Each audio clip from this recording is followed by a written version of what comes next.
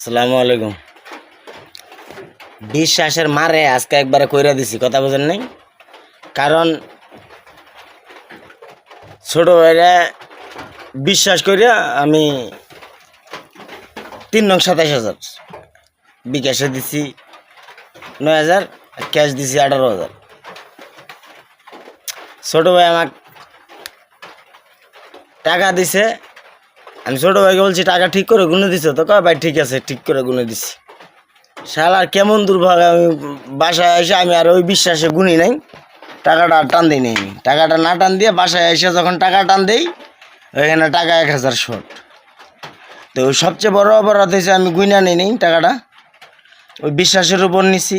ছোট ভাই হয়, বালকি 1,500 টাকার জন্য তো আর মানুষ বেইমান সাজা যাবে না যে আমি 1,000 টাকা আমার।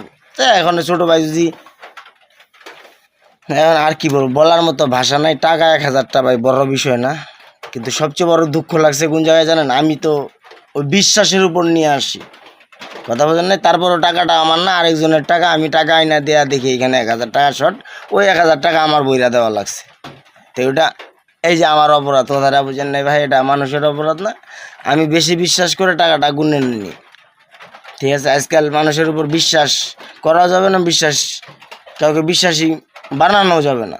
এ হচ্ছে আমাদের সবচেয়ে বড় সমস্যা, আমরা মানুষকে বেশি বিশ্বাস করে ফেলাই, এটা হচ্ছে আমাদের অপরাধ।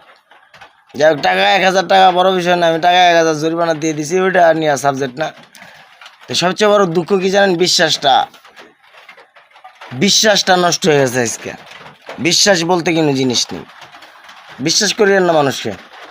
আর টাকা 1,000 তো এটা বড় বিষয় না, এটা যে কোনো এক দিক দিয়ে আল্লাহ ঠিকই নেয়,